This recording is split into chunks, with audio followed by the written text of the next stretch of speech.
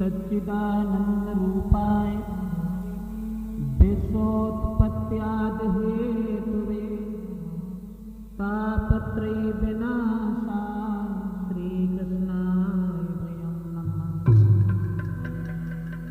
नमो नमो निरंजनम नमस्कार गुरुदेव का बंधनम सर्वसाधुवा प्रणामं पारांगतम। कि दिल से तुमको बुलाऊं मैं स्वामी, दिल से तुमको बुलाऊं मैं भगवान, तेरे बिन मेरा कोई नहीं है।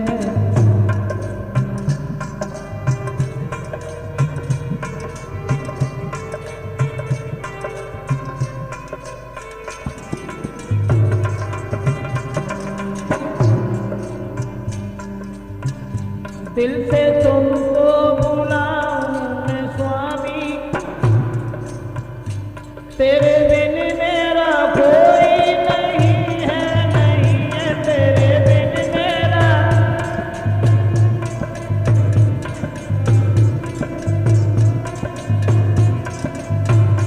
तेरे बिन मेरा कोई नहीं है।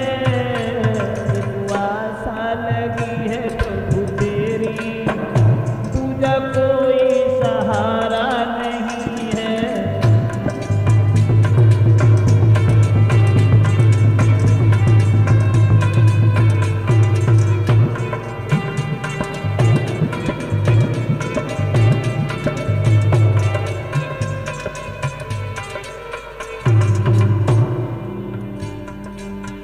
बप्पू नरसी सदा दीन दुखिया रहा, आंसू उसने लगाई कभी आपकी हो आंसू उसने।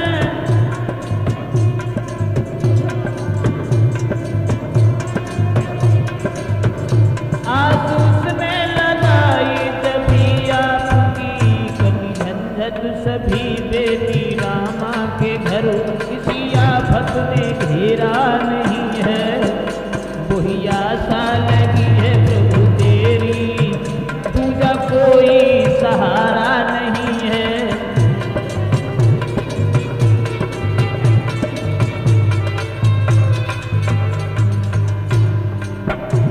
कर ऐसा दयालु तू है मोहन, दे दे थोड़ी जगह मुझको भी गोद में हो, दे दे थोड़ी।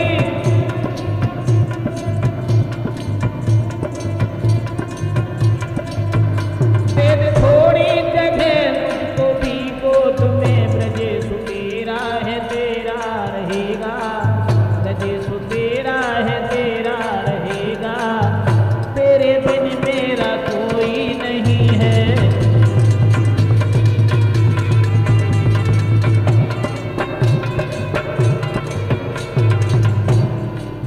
दिल से तुमको बुलाऊं मैं भगवान, तेरे बिन मेरा कोई नहीं है, नहीं है तेरे बिन मेरा।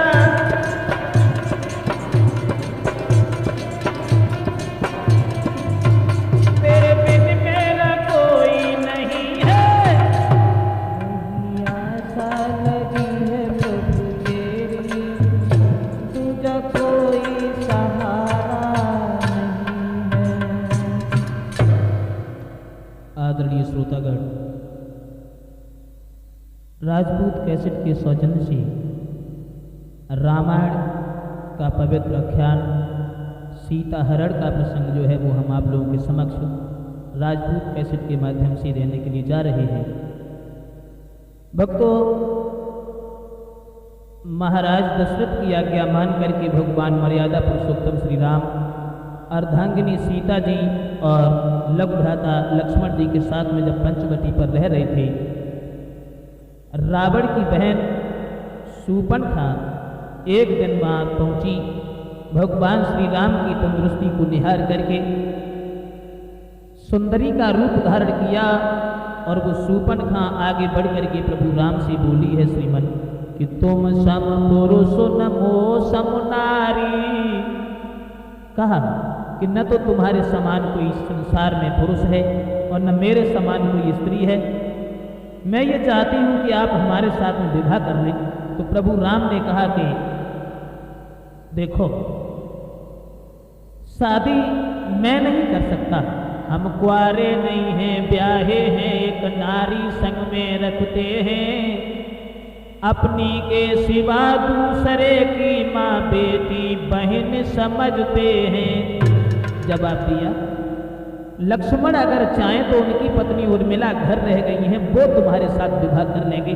तो शूर्पणखा आस लेकर के शेषा अवतारी लक्ष्मण जी के सामने पहुंची, लेकिन वहां से भी निराश होकर वापस आई। शूर्पणखा जिस समय राक्षसी का रूप धारण करके सीता की तरफ भागी, तो भगवान श्री राम का संकेत पा करके शेषा अवतारी लक्ष्मण जी ने उसके नाक और कान कतर डाले। वही शूर्पणखा रोती हुई खरदूषण के सामने पहुंची है। दोस्तों, खरदूषण से घमासान युद्ध हुआ है दंडक वन में। जब खरदूषण भी मारे गए तो शूर्पणखा लंकाधीश रावण के पास पहुंची और रो करके शूर्पणखा कहने लगी है, भैया कि भैया दो लड़के राम लखन इस दंडक वन में आए हैं।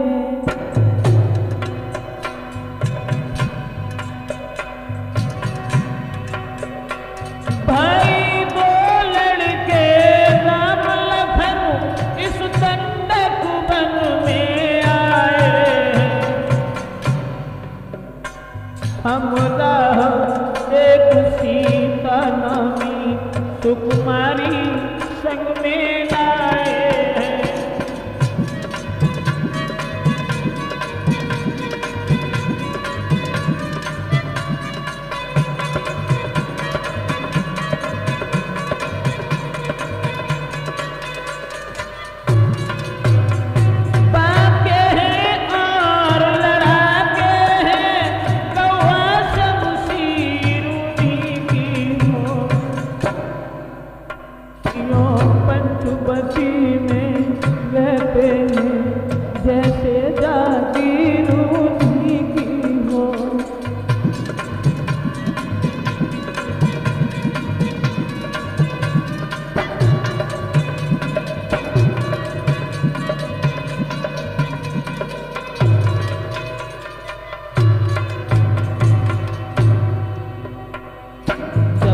भैया, दो लड़के इस दंडक वन में रहते हैं जिनके साथ में एक बहुत सुंदर लड़की है।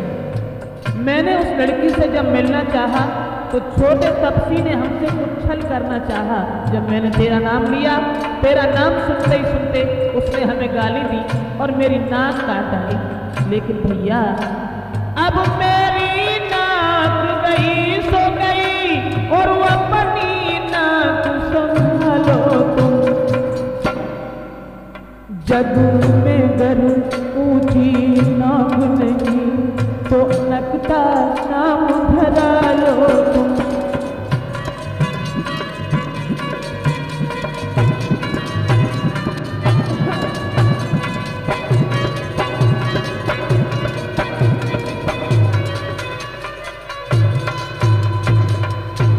जवाब दिया है वीरन,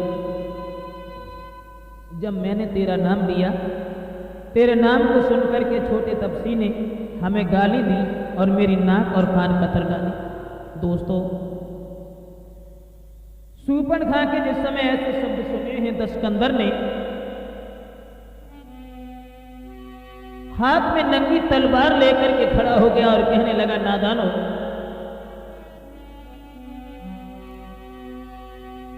मैं जानता हूं कि तुमने मेरी बहन के ऊपर हाथ उठाया है, लेकिन अबला पर हाथ उठाने से कोई वीरता का ये परिचय नहीं है।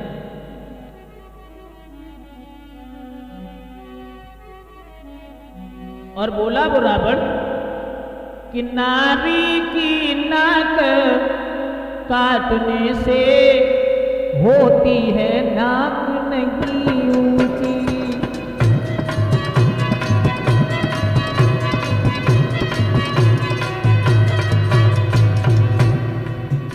नारी की नाक उड़ाने से होती है नाक भुला पर हाथ उठाने से होती है धाप नहीं ऊंची।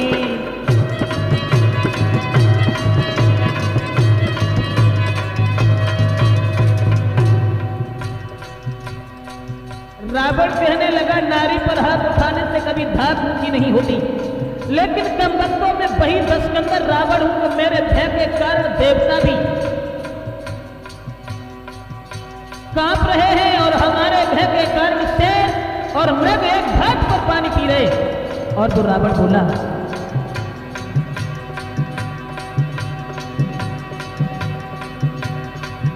ये धरा धाम पाताल नाक मेरे पिनाकुने जीते हैं, भय से मेरे बाघ और बकरी जल एक घाट पर पीते हैं।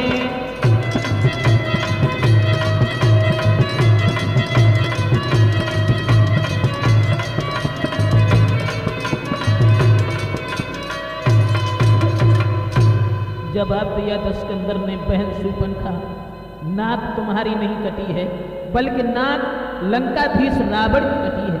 लेकिन एक बात मेरे समझ में नहीं आई बहन, तुम्हारी नाक काटी और तुम मेरे पास तक चली आई, मेरे पास आने की कोई जरूरत भी नहीं थी। क्या तुमने इस संवाद को खरदूषण से नहीं कहा? जवाब दिया, भैया वह बोली मुझ पर हुआ जब वे अत्याचार, पहले उन पर ही गई कहा सभी समाचार। जब वो फौजें लेकर के वहां आए खर और दूसर, लेकिन भैया कि वे फौजें लेकर गए वहां, अत्यंत घोर संग्राम किया, लेकिन उन बड़े तपस्वियों ने उन सबका काम तमाम किया।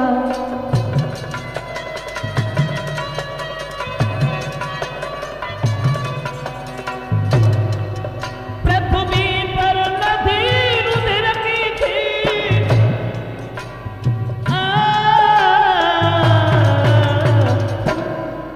पृथ्वी पर नदी रुधिर की थी, लाशों पर लाशें पटती थी। मैं देख रही थी खड़ी खड़ी उन सब की गर्दन कटती थी।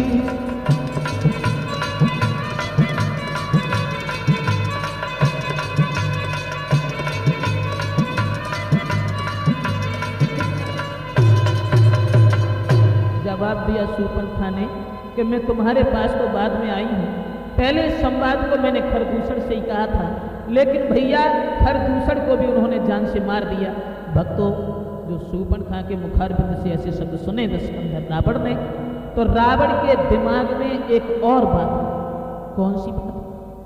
मन ही मन में उस दस्कंदर ने सोचा कि खरदूषण को मारना कोई तितली के पंख तोड़ना नहीं, साधारण इंसान का काम नहीं है।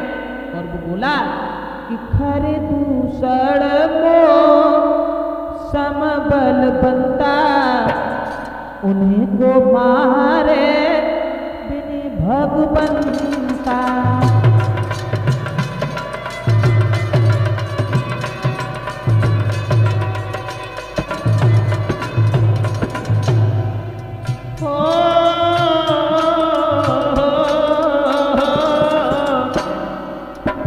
खरदूषण को समबल बनता, उन्हें को मारे बिनि भगवंता।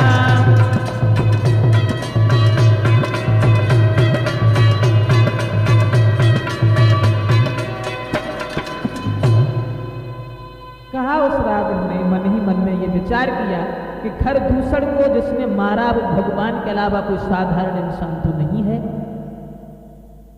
मन ही मन में सोचने लगा, खैर अगर राम अवतारी है, भगवान है, तो ये हमारे मुक्ति का द्वार खुल गया। और दस्कंदर समझा करके बोला, घबरा नहीं बहन, कि बोला बेकाते नाक कान फिर जिंदा रहे जमाने में, जिंदा रहे जमाने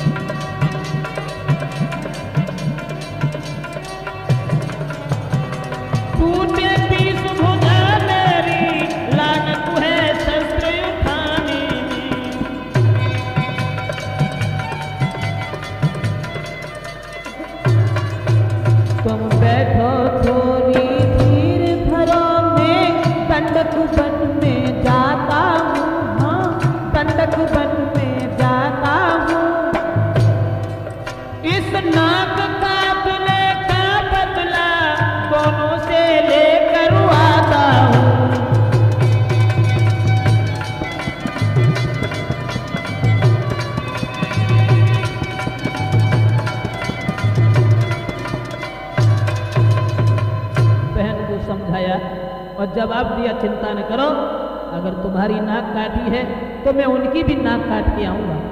और भक्तों, आज वो दस्कंदर चला है वहां से, यह कह निश्चर चल दिया होनी हुई सवार, जल्दी में परिणाम का रहता नहीं विचार। वो रावण चला और रावण चल करके दोस्तों मामा मारीच के पास पहुंचा और मारीच से कहने लगा, मामा तू एक काम कर दे मेरा। कौन सा काम? तो बताया कि तू चल कर माया मृग बन जा, मैं बाबा जी बन जाऊंगा।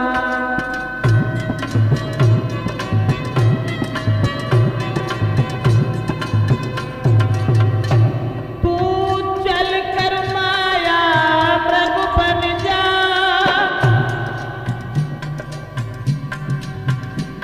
मैं बाबा जी बन जाऊंगा।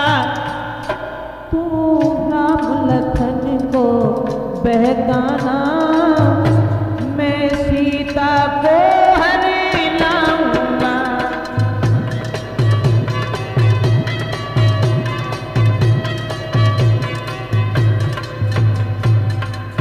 जवाब दिया कि तुम सोने के हिरन बनो और सोने के हिरन बन करके राम और लक्ष्मण को बहका लेना, और मैं महात्मा बन करके सीता का हरण करके चला आऊंगा। जो इतने शब्द सुने तो मारीच को बहुत पुरानी याद आ गई। भक्तों, पुरानी याद वो जो विश्वामित्र के यज्ञ में मारीच गया था, भगवान श्री राम ने एक ही बाण में उस मारीच को 100 योजन की दूरी पर फेंक दिया था। आज वही बात सोच करके मारीच बोला, देखो लंकाधीश,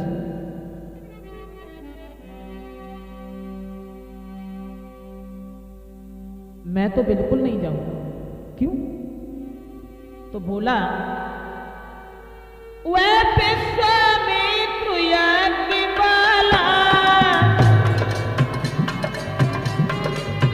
वह विश्वामित्र यज्ञ वाला, अब छुटा प्राण आंखों में है, जिसने 100 योजन पर फेंका, जिसने 100 योजन पर फेंका, वो राम बाण आंखों में है।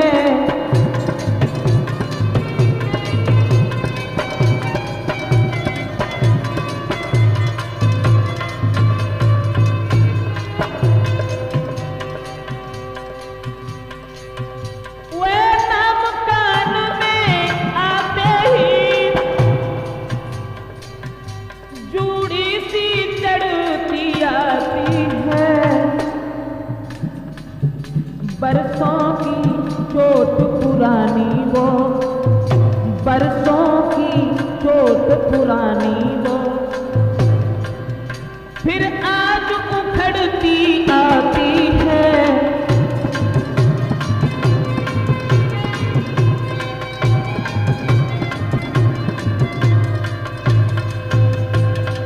जवाब दिया है कि मैं हरगिज नहीं जाऊंगा। वो विश्वामित्र के यज्ञ वाला बाण मुझे याद है, मैं श्री राम से बैर निभाने नहीं जाऊंगा। और दस्कंदर मेरे पास बैठो, मैं तुम्हें एक बात बताऊं। बोलो।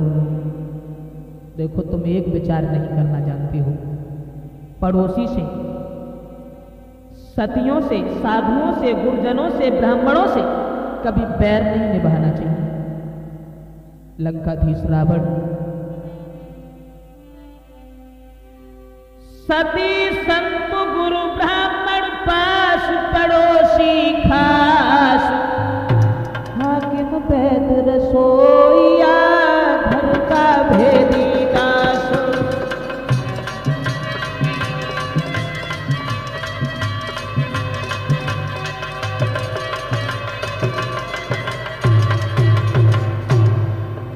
जो इनसे बैर बढ़ाते हैं, आखिर वो मारे जाते हैं। वे मौत मौत के घाट वही बेवक्त उतारे जाते हैं।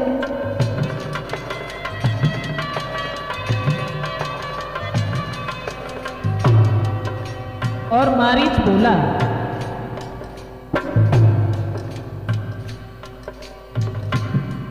हरना है तो निज दोष हरो, सीता का हरना ठीक नहीं। यदि करना है तो शुभ कर्म करो, चोरी का करना ठीक नहीं।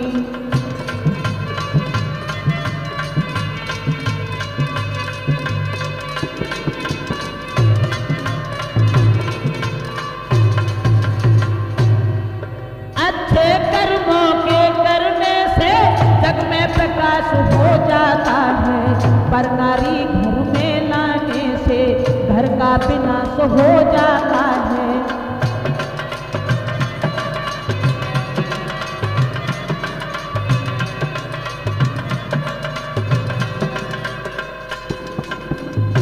मारीच ने समझाया कि अच्छे कर्मों के करने से संसार में प्रकाश हो जाता है और पराई स्त्री को घर में लाने से घर का सत्यानाश हो जाता है। इसलिए तुम मेरी सलाह मानो। जो इतने शब्द सुने तो धांती को पीस करके रावण कहने लगा, मामा अगर तुम मेरे साथ नहीं चला तो मैं तुझे जिंदा नहीं छोड़ेंगे। सीता को हरने से पहले तुम्हें मौत के घाट यहीं उतार दिया जाएगा। तो मारीच सोचने लगा अब क्या करें।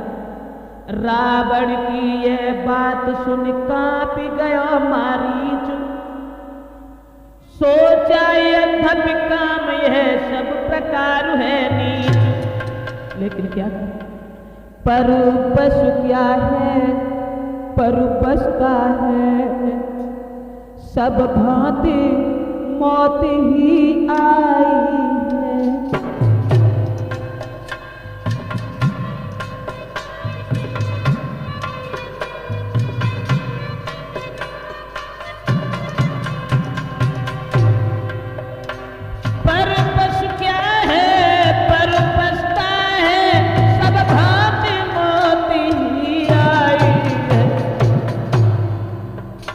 इस ओर कुआ में गिरता हूँ, उस ओर गिरूं तो खाई है।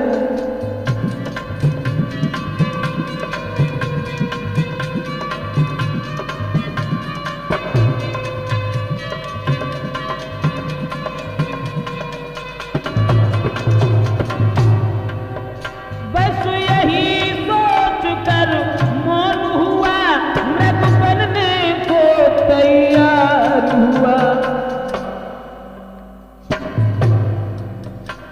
अब होता है वह सब चरित्र जिसलिए राम अवतार हुआ।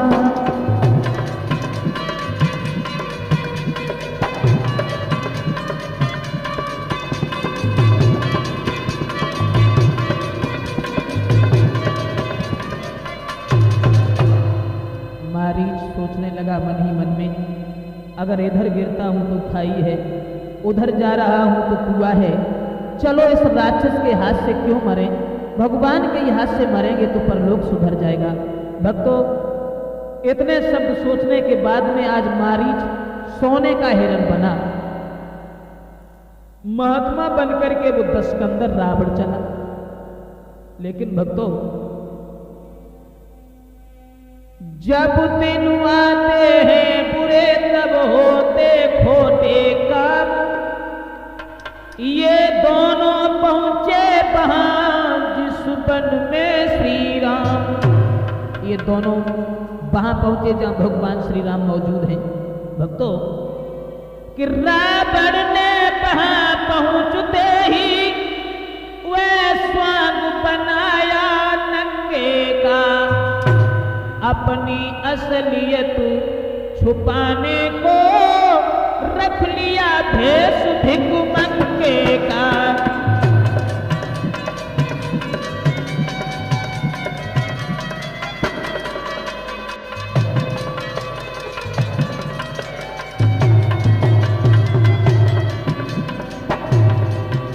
अपनी असलियत छुपाने को रख लिया भेष भिखमंगे का।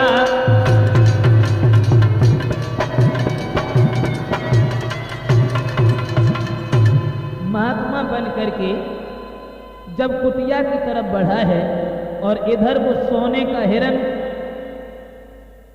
मारीच बनकर के कुटिया के चारों तरफ जब घूमने लगा और सीता जी ने जिस समय उस हिरन की तरफ निहारा तो भक्तों कि सीता परम रुचिर मृग देखा अंग अंग सु मनोहर बेसा।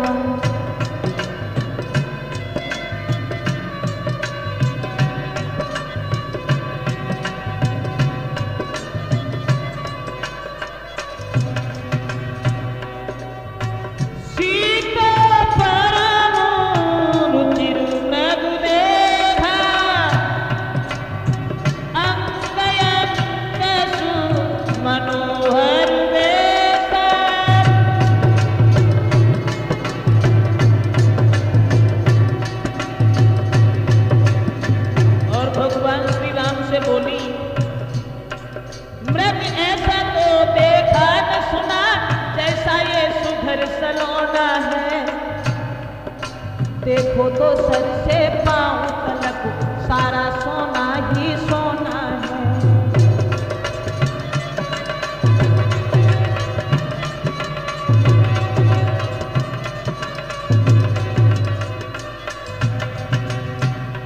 हे नाक खाल लाओ इसकी तो कुटिया का सिंगार होगी। सोने के मृग की मृगशाला क्या अद्भुत यादगार होगी।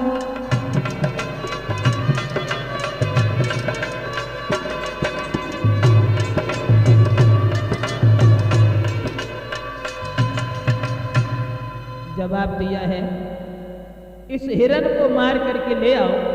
ऐसा हिरन आज तक न देखा था न सुना था जो सर से पैर तक सोना ही सोना है। तो भगवान श्री राम ने हाथ में धनुष बाण धारण किया और कहने लगे सीते घबराओ नहीं, हम हिरन को मारने के लिए अवश्य जाएंगे। और भगवान श्री राम ने इशारा किया सीता से, क्या